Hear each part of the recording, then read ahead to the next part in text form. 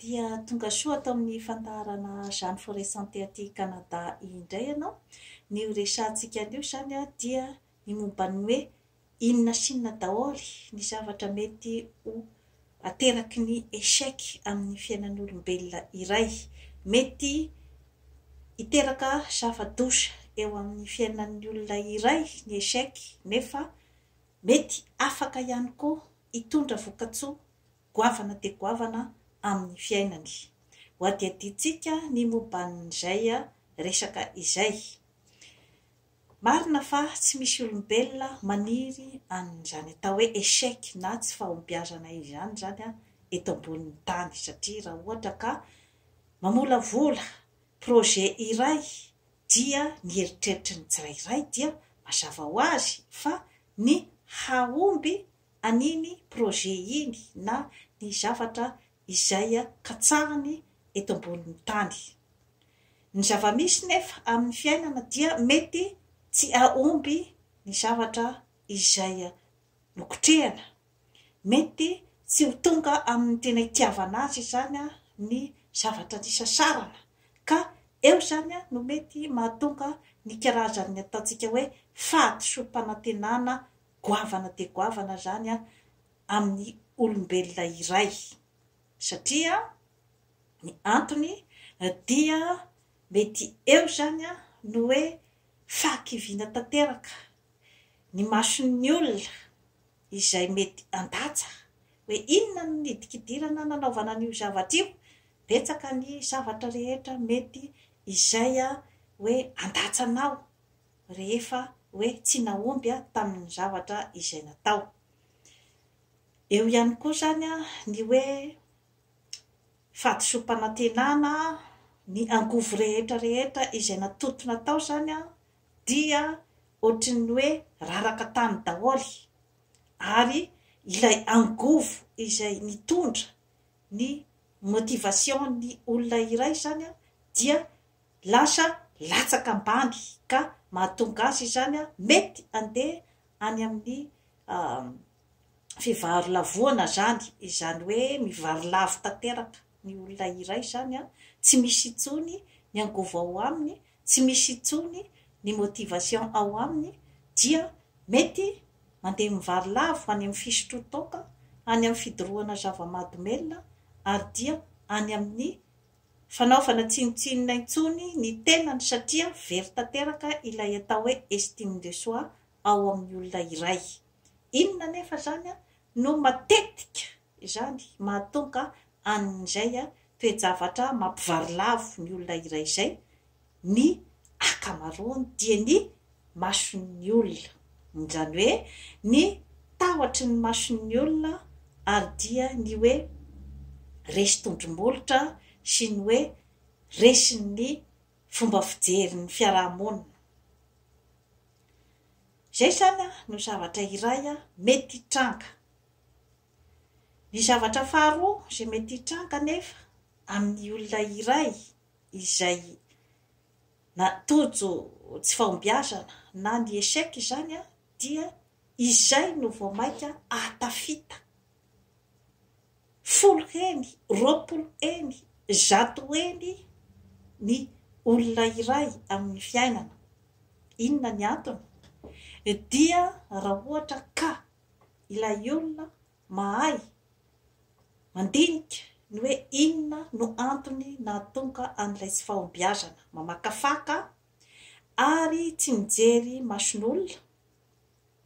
ary miaina foana ao anatin'ilay hoe fanetretena, izany hoe ny olombelona rehetra dia afaka manao échec daholy. Raha ohatra ka miaina ao anatin'izay karazana fomba fijery izay ny olona iray dia vao maika izy andeha any amin'ny lavidavitra kokoa amin'ny fiainany. Ary indrindra dia ny hoe rehefa lavo dia mahay miarina, zava-dehibe izay zavatra izay. Ary indrindra koa zany dia ny hoe manangona ny information rehetra. Eo zany ny itoeran'ilay atao hoe fahaizana misadapta amin'ny fiainana. Ary io capacité d'adaptation io no tena fanohitra goavana indrindra ao no misy ny lakilen'ny fahombiazana rehetra eto ambonin'ny tany, izay hoe fahaizana misadapta amina toejavatra iray izay mitranga amin'ny fiainana. Satria rehefa tsy manana an'izay capacité d'adaptation izay ny olombelona iray dia izay ilay mivarilavo, izay ilay hoe tsy mino intsony ary tsy mahatoky intsony ny tenany, ary dia mipetraka fotsiny amin'izao zany tsy manao ninina, ary dia mamonjy gropy na vondrombondron'olona izay mifanome hery sy tanjaka ao anatin'io vondrombondron'olona io, izay mieritreritra fa rehefa ao anatin'io vondrombondron'olona io zany dia maheno ny karazana energia bebe kokoa. Matetika nefa ao anatin'ilay vondrombondron'olona dia misy ihany koa ny karazana fiarovan-tena izay apetrany amin'ny fiainana, dia ny fitsikilovana ny fiainan'ny olona rehetra ao an-tanàna, ny zavatra tsy metimety rehetra any Amin-Drakoto, Amin-Drabe, Rasoa, izay ananany arsiva manokana mihitsy ny momban'izay zavatra izay, dia ny mba hoentiny hananany ny karazana fitokisantena hoe tsy izao rerika izany no tena tondron'olitra eto amin'ity tanàna ity, tsy izao rery ny olona fadiran'ovana eto, fa misy ihany koa Rikala Berta, Rikala Soa, Siripoline, izay mbola azo lazaina fa mbola fadiran'ovana noho izao. Kanefa dia ireo karazan'olona ireo no atao miseho milay eto amin'ny tanàna eto dia variana amin'izay karazana fijerevana ny zavatra tsy mety rehetra any amin'ny manodidina rehetra izay dia izay zany no entina ohatrany hoe anatsaratsarana kokoa ny moral, hoe mbola misy anie tena fadiran'ovana noho izao zany rehefa tena tamikantry, dia eo zany no mipetraka ilay hoe lasa tsy mikaroka ny mety ahasoa azy tsony zany ny olona iray, lasa tsy mandeha mikaroka izay mety ahatsaratsara kokoa azy, fa dia miaina amin'izay hoe karazana kilema sy zavatra tsy metimety rehetra amin'ny olona eo an-tanàna, kanefa hitondranao makaiza nefa izay zavatra izay. Ho an'ny olona izay mahay miarina dia iny no vao maika zany manome azy iny échec na azo azy iny zany no vao maika ohatrany hoe mandona ny lohany,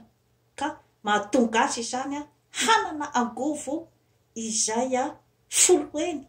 ny angovo nananany teo aloha, satria misy koa ny atao hoe force du désespoir eto ambonin'ny tany. Izany hoe io force du désespoir io zany io no angovo matanjaka indrindra zany hoentin'ny olona iray manatotosa ny zavatra izay tiany atao eto ambonin'ny tany. Ka raha ohatra ka io angovo io no ain'ny olona iray ny mampiasa azy amin'ny fiainany, dia atafita azy amin'ny tsaratsara kokoa. Fa raha ohatra kosa ka hoe tsy hainy ny nampiasa an'io angovo io dia io angovo io ihany no andeha androdana azy ka hitondrana azy any anatin'ny lavaka. Maro amin'ireo olona izay malaza eran-tany toy ny Bill Gates, toa Andry Mark Zuckerberg, ireny dia olona izay tsy nahavita ny fianarany tamin'ny université, ireny karazan'olona ireny nefa dia mpanefoefo amin'izao fotoana izao amin'ny informatika, satria izy tsy nandeha hoe rehefa nanao échec izy tany amin'ny université dia tsy nandeha izy hoe andeha hitolokoloko ao an-trano na andeha hamonjy vondrobondron'olona izay andeha hijery ny karazana tsy mety amin'ny fiarahamonina rehetra ity fa nentiny ny zavatra rehetra zay eo am-pelantanany ary ireny karazan'olona ireny no atao hoe olona mijery lavitra satria hoe inona ny zavatra eto am-pelantanako azoko ampiasaina dia apartiran'izay hoe fahaizana teo am-pelantanany sy ny information ary indrindra mbola manohy ihany koa izy mikaroka ny karazana information anaovan'ny recherche ahafahany mandeha amin'ny lavidavitra kokoa amin'ny zavatra izay ataony zava-dehibe izay fieritreretana ny hoe misy ny alternativa hafa, misy ny lalana hafa izay azo andehanana raha ohatra ka oharina amin'ny lalana izay eritreretin'ny misy rambabem-bahoaka fa ato ihany ny lalana azo ale. Maro dia maro ny hoe rehefa tsy tafiditra fonctionnaire, rehefa tsy tafiditra miasa, rehefa tsy tafiditra tamin'ny fanadinana dia kivy ketraka dia mandeha any amin'ny lalana hafa, any amin'ny fandrombana ny fanaovana dahalo sy ny sisa sy ny fiakarana ny tendrombohitra ny taboho ary dia ny fifohana zava-madomelona sy ny sisa nefa maro amin'ireo karazan'olona ireo no afaka manao zavatra amin'ny fiainany ary zavatra izay mety mampitolagaga mihitsy eo amin'ny fiainan'ny zanak'olombelona fa inona no sakana dia izay resaka fahakiviana fahadisom-panantenana amin'ny fiainana izay. Misy koa zany no efa ao anatin'ny groupe-n'olona izay mitovitovy fomba fiainana, mitovitovy ny fari-piainana dia misy ny tsy sary mivoaka tao anatin'io vondrobondron'olona io satria raha mivoaka teto aho dia akorain'ny namako ary hakalain'ny namako raha mitady fiainana hafahafa kokoa aho dia mety tsy hananamana intsony izany tahotra rehetra izany zany mety todi-doha ny fianakaviana mety tsy iraraha intsony ny fianakaviana raha ohatra aho ka mandeha amin'ny lalana izay mety tsaratsara kokoa ny fiainako kanefa lalana tsy de falehan'ny be sy ny maro izany ny zavatra rehetra izany zany no miodikodina ao anatin'ny ataontsika hoe tsy fahombiazana ary izay no akabeazan'ny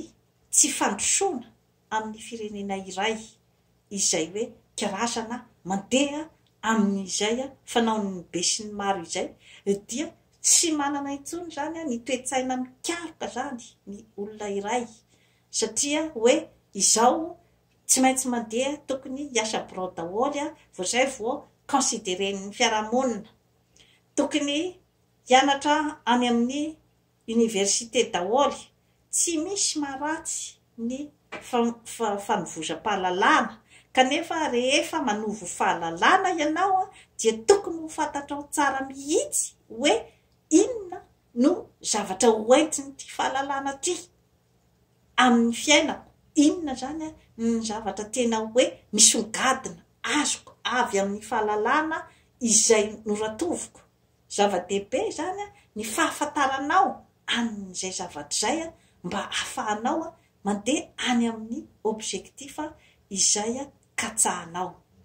Dia toy izay indray tompoko lahy sy tompoko vavy no azo natolotra anao anio manaova abonnement amin'ny Jeanne Forêt Santé aty Canada fa hanatsara ny fiainanao. Ka rehefa nataoko zany ny hoe résumé ny zavatra tiako ho lazaina dia ao anatin'ny famoronana